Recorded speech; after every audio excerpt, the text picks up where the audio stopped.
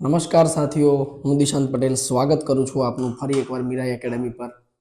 આપણે આપણી જે સિરીઝ ચાલી રહી હતી પીવાયક્યુઝની, એની અંદર આપણે આગળના એમસીક્યુ જોઈએ. આપણી સિરીઝમાં તમને ખબર હશે કે પોલિટીની સિરીઝ શું હતી આપણી, તો કે એ હતી મૂળભૂત અધિકારોની. તો મૂળભૂત અધિકારોનું આખું પ્લેલિસ્ટ તમારી પાસે છે જ યુટ્યુબ ઉપર, અને એના જ આધારે જે પીવાયક્યુ એટલે કે પ્રીવિયસ યર ક્વેશ્ચન, જે પાછળના વર્ષોમાં અલગ અલગ પેપરોમાં પૂછાઈ ગયા છે, એવા એમસીક્યુ આપણે તમારી સમક્ષ લઈને આવી રહ્યા છીએ. કેમ? કેમ કે બે કારણ છે.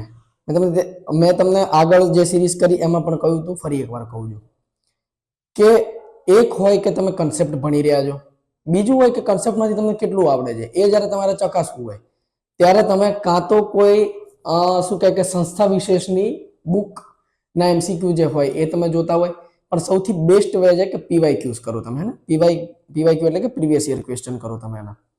હવે પ્રીવિયસ યર ક્વેશ્ચનમાં તમે જાતે પણ કરી શકો, અને આવી રીતે યુટ્યુબ પર બહુ બધી સિરીઝ ચાલી રહી હોય છે એમાં પણ તમે કરી શકો. પણ અમારી સાથે તમે કેમ કરશો? કેમ કે એનું રીઝન છે. જો જાતે કરશો તો ખાલી પીવાયક્યુ થશે. અમે તમને કરાવીએ છીએ એમાં નો ડાઉટ કે ઓછા પીવાયક્યુ થશે, પણ જે બી થશે કન્સોલિડેટ થઈ જશે. કેમ કે એકવાર કન્સેપ્ટ ભણી ચૂક્યા છો. સાથે સાથે જે પીવાયક્યુ તમે અહીંયાથી કરશો એ પીવાયક્યુ ની અંદર તમને કમ્પ્લીટલી એક્સપ્લેનેશન આપવામાં આવશે. તો શું થશે? એક તીર બે નિશાન. કઈ રીતે બે નિશાન? એક કે પીવાયક્યુ સોલ્વ થઈ રહ્યા છે, બીજું કે રિવિઝન આપોઆપ થઈ રહ્યું છે. બરાબર છે? તો એ જ અમારો મોટો છે. કઈ રીતે તમને આગળ ચલાવતા રહીએ. તો જો દરેક એક ફેકલ્ટી, ચાહે મેથ્સ હોય, રીઝનિંગ હોય, ભૂગોળ હોય, ઇતિહાસ હોય, પોલિટી હોય, ઇકોનોમિક્સ હોય, દરેકની આપણે સિરીઝ લેતા આવીશું પીવાયક્યુની. પીવાયક્યુની સિરીઝની સાથે સાથે તમારી રિવિઝન બેચ છે એમ સમજી લેજો. બરાબર છે? જોડે જોડે રિવિઝન થતું રહેશે. દરેક એક પીવાયક્યુની એમસી તમને જ્યારે એક્સપ્લેનેશન આપીશું તો રિવિઝન આપોઆપ થઈ જશે. બરાબર છે? તો અમારો પ્રયાસ એ જ છે કે કઈ રીતે તમારું રિઝલ્ટ જે છે એ લિસ્ટમાં આવી જાય, તમારું નામ કઈ રીતે લિસ્ટમાં આવે, એ જ અમારો ગોલ છે. હવે તમે એમ કહેશો કે સર બધાના નામ થોડી આવશે. રાઈટ, બધાના નામ નહીં આવે, પણ જે માણસ કે જે સ્ટુડન્ટ એકદમ મતલબ કન્સેપ્ચ્યુઅલ પહેલા કન્સેપ્ટવાર તૈયારી કરી લેશે ફર્સ્ટ, અને બીજી પ્રેક્ટિસ પીવાયક્યુની કરી લેશે, હું તમને ગેરંટી આપું છું કે એનું સિલેક્શન નહીં રોકાય. કેમ નહીં રોકાય? એનું રીઝન છે કેમ કે જે કન્સેપ્ટ તમે ભણ્યા છો ને એ કન્સોલિડેટ થઈ ગયા. હવે તમે કહેશો કે પીવાયક્યુ થી ક્વેશ્ચન થોડી આવશે. ક્વેશ્ચન તો ના જ આવે પીવાયક્યુ થી પેપરની અંદર, એ પોસિબલ નથી. બરાબર? પણ જ્યારે એટલી પ્રેક્ટિસ કરી લીધી હશે ને તો પેપરમાં શું થશે? પેપર એકદમ ઈઝી લાગશે, પહેલી વાત. બીજી વાત, પેપર બહુ નાનું લાગવા માંડશે. કેમ કે તમને હાલ પ્રોબ્લેમ શું હશે કે વાંચવા બેસતા હશો તો આખું પેપર તમે વાંચી લેશો કે નહીં, એ પણ એક મોટો પ્રશ્ન થશે.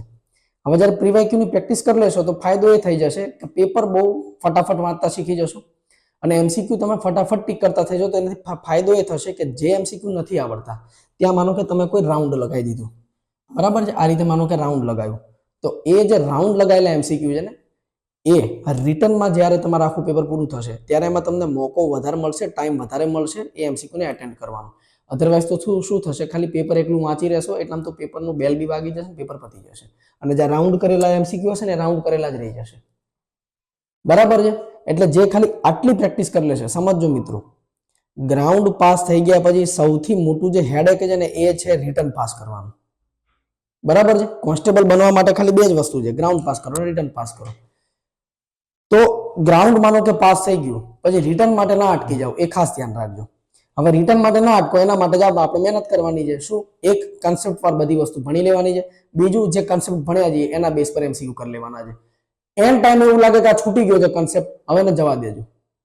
બરાબર છે? એકાદ એમસીક્યુ બની જાય તો કઈ વાંધો નહીં, એનો કોઈ પ્રોબ્લેમ નથી. તમારે ખાલી કટ ઓફમાં માર્ક્સ લાવવાના છે, એ તમારું સેટિસ્ફાઈડ થઈ જવું જોઈએ એટલે તમે પાસ થઈ જાઓ. બરાબર છે? તો એ જ અમારો બી પ્રયાસ છે કે તમે પેપરની અંદર ક્યાંય અટકો નહીં. તો એના માટે અમે જે તમારી જોડે જે સિરીઝ વાર જે આખો લેક્ચર લઈને આવીએ છીએ, જો સમજો આખી ટીમ, અમે રોજ કેમ તમને એક લેક્ચર આપીએ છીએ, એનું રીઝન છે કે બધા સ્ટુડન્ટ કદાચ એવું નહીં હોય કે કોઈ ઇન્સ્ટિટ્યૂટ સાથે જોડાયેલા હશે. પહેલી વાત તો જે નથી જોડાયેલા એ લોકોને પૂરેપૂરો એક સંપૂર્ણ સિલેબસ મળી રહે, કોર્સ મળી રહે, કે જ્યાં આગળ એ લોકો આવી અને થોડોક ટાઈમ જો અમારી ચેનલને આપે તો એને એનું કામ થઈ જાય. અને અમારો પર્સપેક્ટિવ શું છે કે તમે મેક્સિમમ બને એટલું શેર કરો તો અમને પણ એક સપોર્ટ મળી રહે. જો બંને બાજુ છે. બરાબર છે? અમારું મોટિવેશન એ જ છે કે તમે જેટલું બને એટલું ચેનલને લાઈક કરો, શેર કરો, સબસ્ક્રાઇબ કરો, અને જો તમે જોઈ રહ્યા છો તો તમારા જેવા જેટલા બી સ્ટુડન્ટ છે એને સજેસ્ટ પણ કરો. બરાબર છે. તો એની સાથે જો પીવાયક્યુ સિરીઝ બે એટલે જ લઈને આવ્યા છીએ, સમજો અત્યાર સુધી કન્સેપ્ટ વાર જતા પણ પીવાયક્યુ એટલે જ લઈને આવ્યા છીએ કે રિટર્ન આવતા માર્ચ સુધીમાં તમે કમસે કમ પીવાયક્યુ ની દ્રષ્ટિથી બી અને કન્સેપ્ટની દ્રષ્ટિથી બી એટલા સોલિડ થઈ જાવ, એટલા સ્ટ્રોંગ થઈ જાવ કે કમસે કમ જેટલા બી લોકો અમારી સાથે જોડાયેલા છે એમાંથી મેક્સિમમ અમે સિલેક્શન કાઢી શકીએ. બરાબર છે. તો ચલો એની સાથે જ આપણે આજના લેક્ચરની શરૂઆત કરીએ. તો પીવાયક્યુ નો લેક્ચર છે, તો એની સાથે જ ફર્સ્ટ પીવાયક્યુ આપણે લઈએ. શું કહે છે કે બંધારણના કયા અનુચ્છેદ પ્રમાણે 14 વર્ષની નીચેના વયના બાળકોને કારખાનામાં જોખમકારક કામ કરવા માટે રાખી શકાય? જો આ એમસીક્યુ ની ચર્ચા આપણે કાલે બી કરી હતી, પણ કાલે ક્વેશ્ચન પૂછવાની જે મેથડ હતી એ કંઈક અલગ હતી, આજે કંઈક અલગ છે. એટલા માટે એકને એક એમસીક્યુ ને અલગ અલગ રીતે લઈને જો દરેક વાર અલગ અલગ એક્ઝામમાં પૂછાયેલા છે. એવું ના સમજતા કે કાલે જે પૂછાય તો એ કોઈ અલગ એક્ઝામ નો, તો આજે પૂછાય કંઈક અલગ એક્ઝામ નો. બરાબર છે. તો એ તમારે જોવાનું છે કે એમના ઉપર પ્રશ્નો કઈ રીતે પૂછ્યો છે. એક જ પ્રશ્ન કેટલી રીતે પૂછી શકે, જવાબ ભલે સેમ આવતો હોય પણ તમને એની હેબિટ થઈ જવી જોઈએ. બરાબર છે. તો શું કહે છે કે બંધારણના કયા અનુચ્છેદ પ્રમાણે 14 વર્ષની નીચેના વયના બાળકોને કારખાનામાં જોખમકારક કામ કરવા માટે રાખી શકાય નહીં? બરાબર. તો પહેલું આપણને શું દેખાય છે કે વાત કઈ કરી છે કે 14 વર્ષના વયની નીચેના બાળકોને રાખી શકાય નહીં. બાળકોને રાખી ના શકાય એનો મતલબ, કારખાનામાં ના રાખી શકાય એનો મતલબ શું છે કે એ બાળકોનું શોષણ ના કરી શકાય. આ કંઈક એવું કહેવા માંગે છે આપણને. અને જે હું શોષણ કહું તમને એટલે શોષણ વિરુદ્ધના અધિકાર તમને યાદ આવવા જોઈએ. તો એમસીક્યુ પૂછાયો છે ક્યાંથી? તો કે શોષણ વિરુદ્ધ ના અધિકારથી. કયા કયા હતા ભાઈ? તો કે 23 અને 24. 23 શું કહેતો હતો? તો કે બેગાર એટલે કે વેઠ પ્રથા, હે ને? વેઠ પ્રથાની નાબૂદી હતો, એટલે કે બેગારની નાબૂદી છે. એટલે આ મજૂરો માટે છે, હે ને? કે તમે કોઈ મજૂરી કરી, તમને કોઈ બળજબરી કામ ના કરાવી શકે એના માટે છે. અને જે 24 છે એ શું કહે છે કે બાળકોનું શોષણ ના કરી શકાય. તો એમાં જ લખ્યું છે 6 થી 14 વર્ષ ની વયના બાળકો ને જોખમકારક કાર્યો માં મનાહી. તો ખબર પડી ગઈ ક્યાંથી આવ્યો? તો કે 24 થી. ક્યાં આગળ છે આપણો આન્સર? તો કે આન્સર એ અનુચ્છેદ 24 પ્રમાણે. બરાબર છે. પડી ગઈ ખબર? આ તમારો થઈ ગયો આન્સર. તો તમને થીમ સીધી પ્રિડિક્ટ થવી જોઈએ કે ક્યાંથી ક્વેશ્ચન આવ્યો છે. એટલું ખબર પડી જશે તો શું થશે કે ઘણીવાર છે ને આપણે 50-50% અસમંજસમાં હોઈએ. પણ જો આવી ખબર પડશે ને કે અહીંયાથી ક્યાંકથી ક્વેશ્ચન આવ્યો છે તો શું થશે ખબર છે કે આ 50-50%માં જે તમારી કોન્ફિડન્સ લેવલ છે ને હાઈ થઈ જશે અને બની શકે કે નતો આવડતું તો એમસીક્યુ આવડી જશે. પડી ગઈ ખબર? ચલો નેક્સ્ટ એમસીક્યુ શું કહે છે? શાંતિથી અને શસ્ત્રો વિના ભેગા થવાનું સ્વતંત્ર ભારતના બંધારણના કયા અનુચ્છેદ દ્વારા પ્રાપ્ત થાય છે? જો સૌથી પહેલા તો સમજજો કે લખ્યું છે શું? સ્વતંત્ર. બરાબર છે. તો કયો હશે? સ્વતંત્રતા ના અધિકાર. અહીંયાથી આવ્યો હશે તો દેખાય જ છે સીધું. હવે એની અંદર 19 મેં તમને કહ્યું તો 19 એ થી લઈ અને એફ સુધીના અધિકારો છે. એમાં જી નિગ્લેક્ટ છે, એટલે કે જી કાઢી નાખવામાં આવ્યો છે. જી કયો હતો? તો કે મિલકતનો અધિકાર. જો એમસીક્યુ ફરીને બી પૂછી શકે કે નીચેનામાંથી અનુચ્છેદ 19 ની અંદર કયો અધિકાર હવે નથી આવતો? તો આ આવશે. મિલકતનો અધિકાર 19 ની અંદર બી નથી આવતો અને મિલકતનો અધિકાર મૂળભૂત અધિકારોમાં હવે નથી આવતો. બંને જગ્યાએ નથી આવતો. બરાબર? તો 19 હું જ્યારે બી 19 ની વાત કરું તો એક વસ્તુ તો તમને 100% ખબર છે. શું ખબર છે? કે વાણીની અભિવ્યક્તિ, વાણી સ્વતંત્રતા, હે ને? આ તો તમને ખબર જ છે. પણ પૂછ્યું છે શું? કે શાંતિથી અને શસ્ત્રો વિના ભેગા થવાનું સ્વાતંત્ર્ય. એટલે કે આ જે છે એ તમારો છે 19 બી. બરાબર છે. તો આન્સરમાં ક્યાં આપ્યું છે? 19 1 બી આવી રહ્યું. 19 1 બી. બરાબર? તો આ બી આન્સર થઈ ગયો. પણ હવે માનો કેમ પૂછે કે સંગઠન અને સહકારી બનાવવાની સ્વતંત્રતા, તો 19 સી. બરાબર છે. ભારતમાં વિચરણ કરવાની સ્વતંત્રતા, તો કયો આવશે? એ બી સી ડી. પછી ઈ કયો આવશે? તો કે સ્વતંત્ર રીતે હરવા ફરવાની અને ધંધો કરવાની. જી નિગ્લેક્ટ થઈ ગયો છે અને છેલ્લે એફ કયો આવશે? અરે સોરી, એફ નિગ્લેક્ટ થયો છે.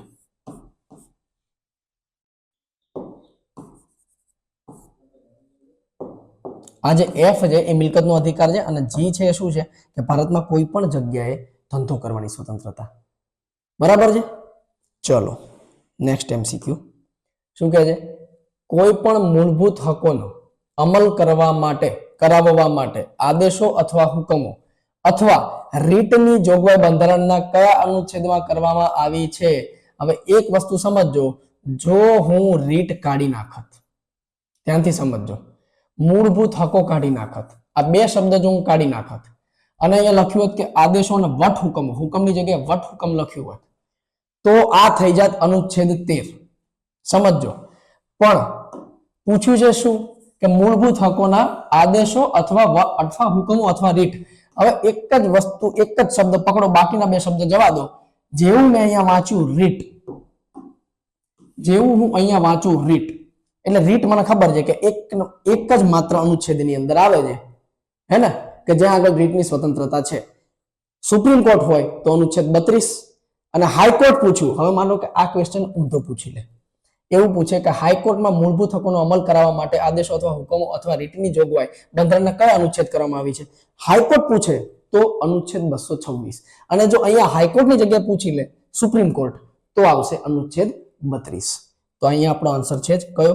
અનુચ્છેદ 32. તો હું અહીંયા લખી દઉં કે રીટની જોગવાઈ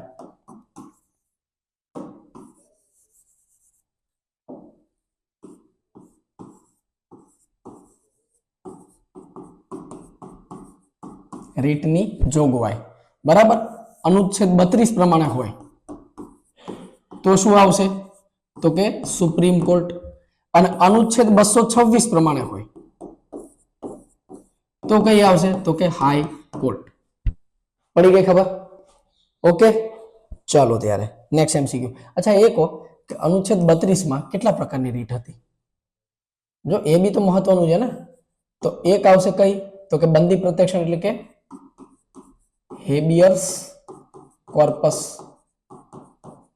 બરાબર છે. નંબર 2 કઈ હતી? તો કે પરમાદેશ. નંબર 3 કઈ હતી? તો કે ઉત્પ્રેષણ. નંબર 4 કઈ હતી? તો કે પ્રતિષેધ. નંબર 8 આવા થઈ શકે, પ્રતિષેધ બીજા નંબર બી આવે, પણ તમને 5 યાદ આવવી જોઈએ. અને છેલ્લી કઈ હતી? તો કે અધિકાર પરીક્ષા. 5 યાદ રહી ગઈ? ઓકે, ચલો હવે નેક્સ્ટ એમસીક્યુ. જો હું એકદમ શાંતિથી એમસીક્યુ વાંચું છું, કેમ કે તમે બી આ જ હેબિટ નાખજો. શાંતિથી વાંચવાનો મતલબ એવો નથી કે વાર વધારે લાગશે, પણ શાંતિથી વાંચશો તો એક્ઝેક્ટ ક્વેશ્ચન સમજાશે. હડબડાહટમાં ઘણીવાર કેવું થાય ખબર છે કે પૂછ્યું કે નીચેનામાંથી ખોટું કહ્યું છે અને તમે સમજી એવું લો કે સાચું કહ્યું છે, એ ના થાય તમારી જોડે. બરાબર છે? એટલે એકદમ શાંતિથી વાંચવાનું. બંધારણના કયા નિયમ હેઠળ ધર્મ સંબંધિત અને જાહેર સખાવતી સંસ્થાઓની સ્થાપના અને જાળવણી માટે મૂળભૂત અધિકારોમાં જોગવાઈ કરવામાં આવી છે? અનુચ્છેદ 24. અચ્છા 24 તો હમણાં જ આપણે વાત કરી કે આ શેનો અધિકાર છે? તો કે શોષણ વિરુદ્ધનો અધિકાર છે.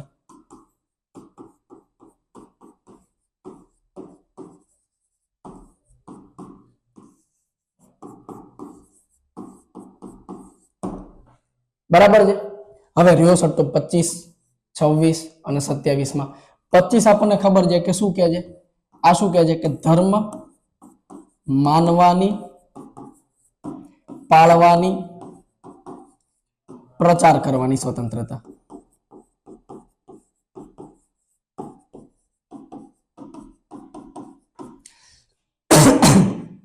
બરાબર છે. હવે રહ્યા આપણી પાસે 26 અને 27. બરાબર છે.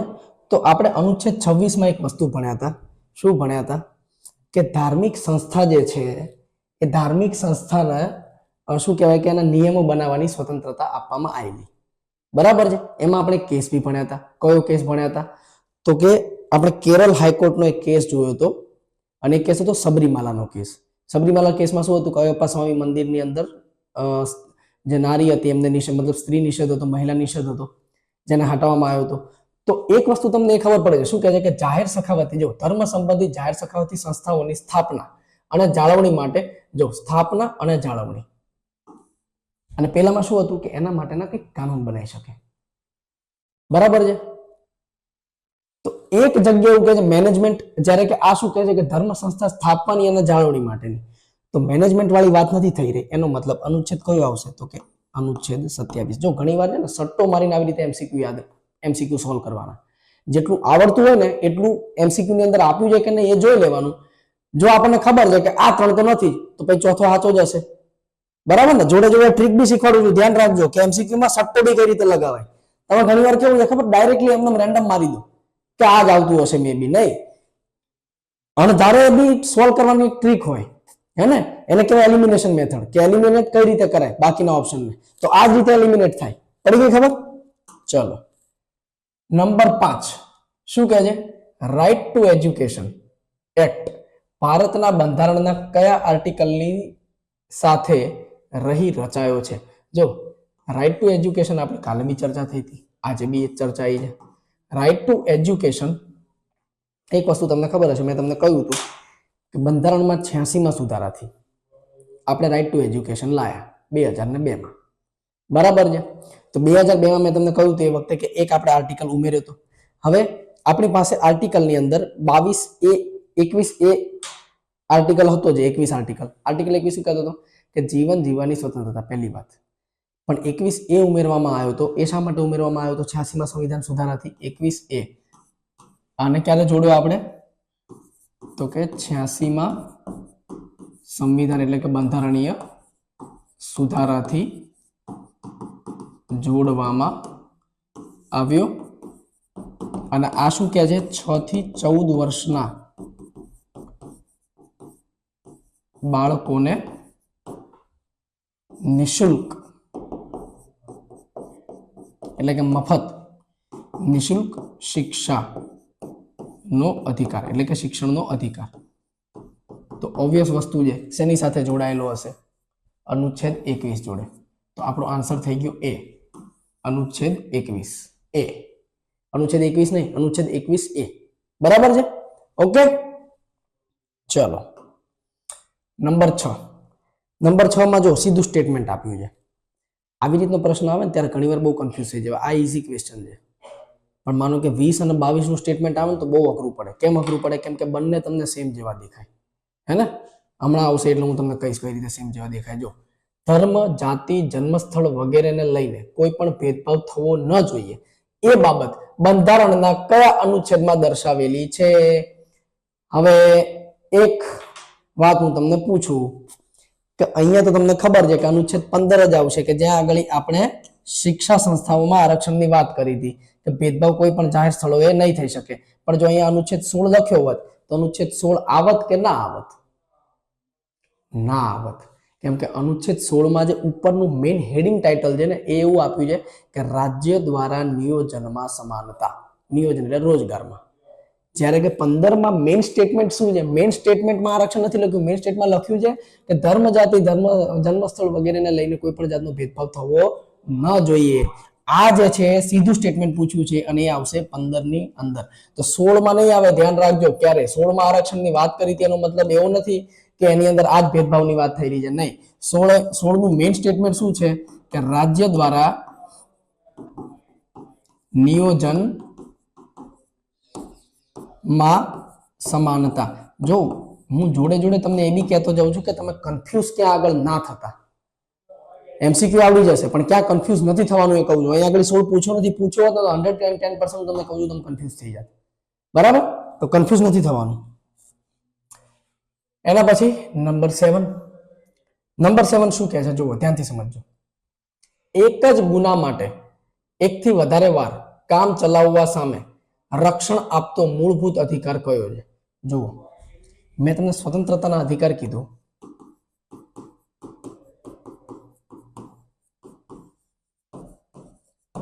તો સ્વતંત્રતાના અધિકારમાં મેં તમને કહ્યું હતું કે 19 થી 21 આવે પણ જો આ વસ્તુ ન આપી હોય ને કે ગુનાઓ માટે દોષ સિદ્ધિ સંબંધમાં રક્ષણ તો 100% જવાબ આ આવે પણ જ્યારે તમે સ્ટેટમેન્ટમાં આપી દીધું છે એકદમ બેઠું સ્ટેટમેન્ટ આપ્યું છે તમને, 20મા અનુચ્છેદની હેડલાઇન આપી છે ડાયરેક્ટ જ.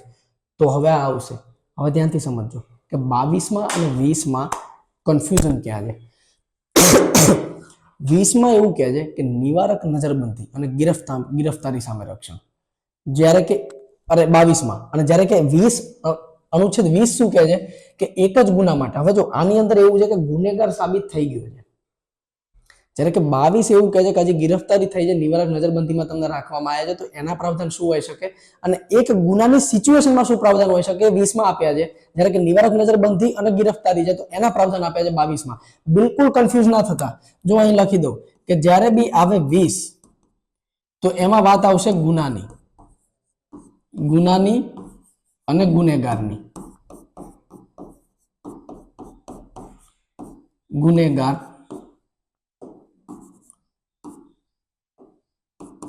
ગુના અને ગુનેગારના અધિકાર, આ 20 કહેશે. અને 22 શું કહેશે? 22 એવું કહે છે કે નિવારક નજરબંધી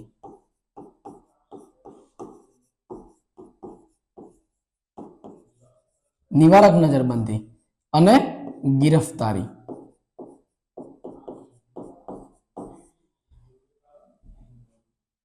માટે ના અધિકાર. તો બંનેમાં ફરક છે, ધ્યાન રાખજો. હવે લખ્યું છે શું એ સ્ટેટમેન્ટ ધ્યાનથી વાંચો. એક જ ગુના માટે આવી ગયો ગુના શબ્દ, એકથી વધારે વાર કામ ચલાવવા માટેના રક્ષણ આપતો મૂળભૂત અધિકાર કયો છે? તો કે ગુનાઓ માટે દોષ સિદ્ધ સંબંધમાં રક્ષણ. તો આર્ટિકલ શું કહે કે જવાબ આવશે સી. પણ મેં તમને કહ્યું કે જો આ ઓપ્શન ના હોત તો જવાબ કયો આવી જાત? એ. પણ આપણને ઓલરેડી સી આપી દીધો છે તો એ આન્સર નહીં આવે. બરાબર છે? જો બની શકે આવું કે આને કાઢી નાખે, 3 ઓપ્શન સેમ રાખી દે, ચોથો કોઈ બી બદલી નાખે તો આન્સર એ થઈ જશે. અને જો એવું નથી તો પછી આન્સર તમારો સી આવશે. ઓકે? અને 22 અને 20 માં બિલકુલ કન્ફ્યુઝન ના થાય, એ ખાસ જોઈ લેજો. બરાબર? ચલો હવે નંબર 8 શું કહે છે? ભારતના નિયંત્રક મહાલેખા પરીક્ષક એટલે કે કોમ્પ્ટ્રોલર એન્ડ ઓડિટર જનરલને કેવી રીતે પદ ઉપરથી દૂર કરી શકાય? મસ્ત ક્વેશ્ચન છે. કેમ મસ્ત ક્વેશ્ચન છે? એક આપણે વચ્ચે લેક્ચર લીધો હતો કે સદનમાં બહુમતની ઉપયોગિતા. એ સદનમાં બહુમતની ઉપયોગિતામાં મેં તમને કહ્યું હતું કે મહાભિયોગ કોને કહેવાય. તમે રાષ્ટ્રપતિનો મહાભિયોગ તો સમજતા હતા, પણ મેં તમને કીધું કે દ્વિતીય પ્રકારની જે વિશેષ બહુમત છે, એ દ્વિતીય પ્રકારની વિશેષ બહુમતનો ઉપયોગ ક્યાં આગળ થાય છે? તો મેં તમને શબ્દ વાપર્યો તો પદમાંથી મુક્તિ આપવા માટે. કોના પદમાંથી મુક્તિ આપવા માટે? તો કે CAG એટલે કે કોમ્પ્ટ્રોલર general of auditor general of India, CAG. બીજું કોણ હતું? તો કે CEC, chief commissioner of election of India. ત્રીજા સુપ્રીમ કોર્ટના જજ, હાઈકોર્ટના જજ. આ બધાની પદ મુક્તિ માટે આપણે જે વાપરતા હતા કઈ દ્વિતીય પ્રકારની વિશેષ બહુમત. બરાબર છે? તો અહીંયા આગળ હું લખી દઉં. MCQ ઊંધો થઈને બી પૂછી શકાય કઈ બહુમતથી એને દૂર કરી શકાય છે, તો આ આવશે દ્વિતીય પ્રકારની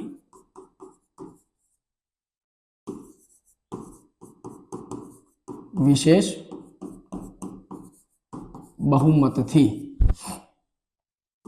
CAG એટલે કે કોમ્પ્ટ્રોલર and editor general of India, CEC એટલે કે ચીફ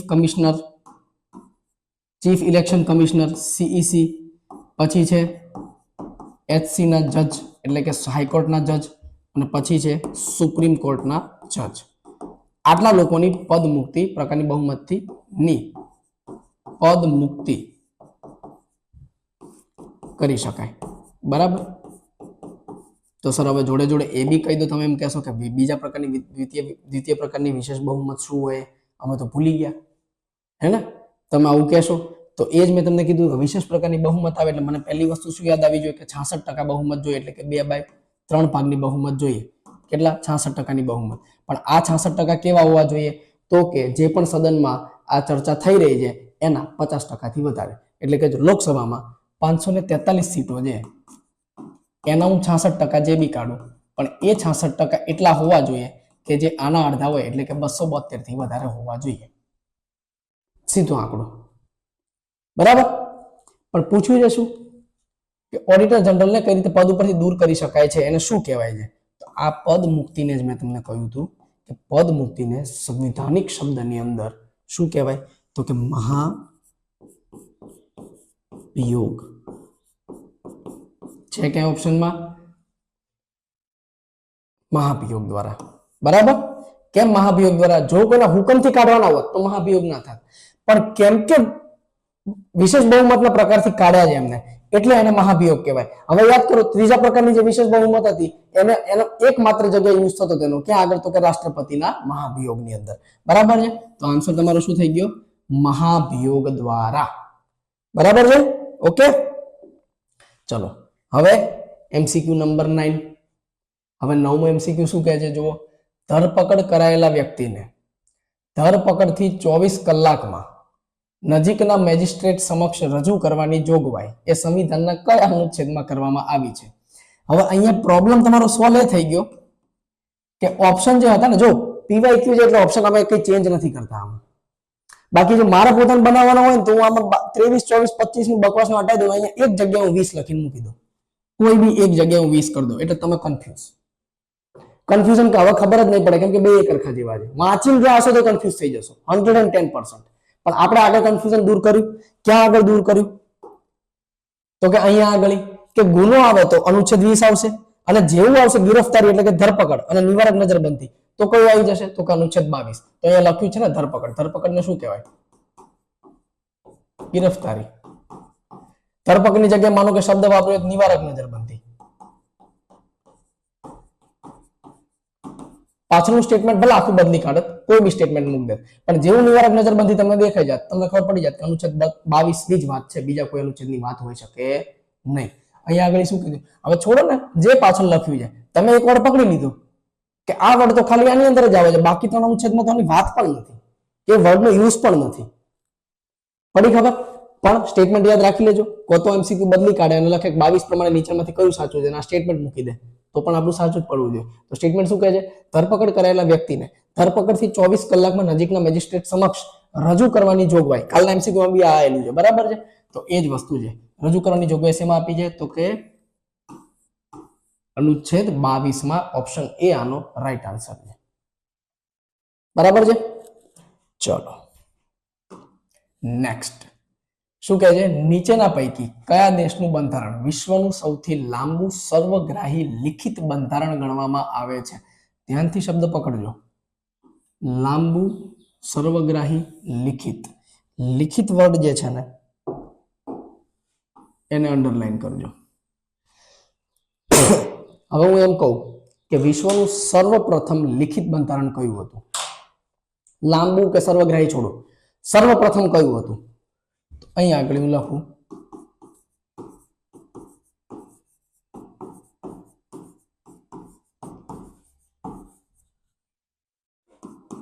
સર્વપ્રથમ લિખિત બંધારણ, તો એનો આન્સર આવશે USA. બરાબર છે. હવે એવું આવે કે વિશ્વનું સૌથી લાંબુ અલિખિત બંધારણ, તો આમાં કયું આવશે? UK હે ને, યુનાઇટેડ કિંગડમ, બ્રિટન. તમે કહેશો અલિખિત બંધારણ કઈ રીતે સાહેબ? એ એવી રીતે કે એમને ત્યાં આગળ કોઈ લિખિત બંધારણ નથી, જે બી એની પાર્લામેન્ટ કાનૂન બનાવતી જાય એ કમ્પાઇલ થતું જાય અને એ જ એમનું બંધારણ બનતું જાય. બરાબર છે. તો જો એટલા માટે સૌથી લાંબુ થઈ જશે. કેમ? કેમ કે સીમા જ નથી ને કોઈ કેવડું મોટું બનશે, પણ અલિખિત છે. પણ મેં તમને કાલે જ વાત કરી હતી કે ભારતનું બંધારણ સૌથી લાસ્ટમાં બન્યું. એના પછી બહુ બધા દેશના બન્યા, પણ એઝ અ ભારત જેવડો મોટો દેશ કે જ્યાં આગળ બંધારણ બનવાની વાત છે, તો એવડા મોટા દેશનું બંધારણ મતલબ કે એ લાસ્ટ બંધારણ હતું કે જે એવડું મોટું બંધારણ બન્યું. અને મેં તમને બીજી એક વાત કીધી હતી કે કેમ કે આપણે બહુ છેલ્લે બંધારણ બનાવ્યું હતું, આપણે દરેક દેશમાં જે સારી સારી વસ્તુ હતી એ ઉઠાવી. ક્યાં આપણે આ વાત કરી હતી તો કે USSR થી આપણે મૌલિક જે શું કહેવાય કે એના મૂળભૂત ફરજો આપણે જે લીધી હતી, એવી જ રીતે નીતિ નિર્દેશક તત્વો આપણે આયર્લેન્ડ થી લીધા હતા. બરાબર ને? પછી મૂળભૂત અધિકારો ક્યાંથી લીધા તો કે USA થી લીધા હતા. અને મેગ્ના કાર્ટા આપણે કીધું કોના ઉપરથી કીધું તો કે બ્રિટન ઉપરથી કીધું. તો આપણા સંવિધાનની અંદર પાર્લામેન્ટરી સિસ્ટમ પૂરેપૂરી બ્રિટનની છે. આપણી 2 સદન વાળી સિસ્ટમ, આખી સિસ્ટમ જ બ્રિટનથી ઉપાડેલી છે. તો આપણું જે બંધારણ છે એ બહુ બધા દેશોના બંધારણનું એક કમ્પાઇલેશન છે, પ્લસ આપણા સમાજનું કમ્પાઇલેશન તો છે જ, આપણા સમાજનું દર્શન તો છે જ એમાં. તો ઓબ્વિયસ વસ્તુ છે કે આપણું બંધારણ કેવું બંધારણ થઈ જશે, તો કે વિશ્વનું સૌથી મોટું લિખિત, સર્વગ્રાહી એટલે બધાએ એક્સેપ્ટન્સ આપી છે, લિખિત બંધારણ. તો આનો જવાબ શું આવશે, તો કે ભારત. ક્યાં છે ઓપ્શનમાં ભારત? યસ, બરાબર છે. ઓપ્શન ડી આનો સાચો જવાબ છે કે ભારતની અંદર જ વિશ્વનું સૌથી મોટું લિખિત બંધારણ આપણે બનાવેલું છે. પડી ગઈ ખબર? બધા એમસીક્યુ સોલ્વ થઈ ગયા, પ્લસ રિવિઝન થઈ ગયું. કેટલી વાર લાગી હશે કહો? તો તમને બે ફાયદા છે. કયા બે ફાયદા છે? તો કે એક બાજુ પ્રીવિયસ યર ક્વેશ્ચન થઈ રહ્યા છે, બીજી બાજુ કન્ફ્યુઝન દૂર થઈ રહ્યું છે, ત્રીજી બાજુ રિવિઝન થઈ રહ્યું છે. તો બધી બાજુ આપણે સમેટી લેવાની છે, બરાબર છે. અને એ બી શોર્ટ ડ્યુરેશનની અંદર, થોડાક ટાઈમની અંદર, બરાબર છે. આવી સિરીઝ આપણે રોજ લઈને આવતા રહીશું. રોજ ચેનલ સાથે કનેક્ટ રહેજો. એક્ઝામ આવતા આવતા હું તમને ગેરંટી આપું છું કે કોઈ એવો ક્વેશ્ચન નહીં હોય કે જે આપણે અછૂતું રહી ગયું હશે. હા, પછી થશે કેવું કે ખાલી વાક્ય રચના બદલાઈ જશે, બાકી નીચે ઓપ્શન સેમ રહેશે. આ અમારી ગેરંટી છે. થોડોક તો ભરોસો રાખો, બરાબર ને? તો એના સાથે જ આજના લેક્ચરનો આપણે એન્ડ કરીએ.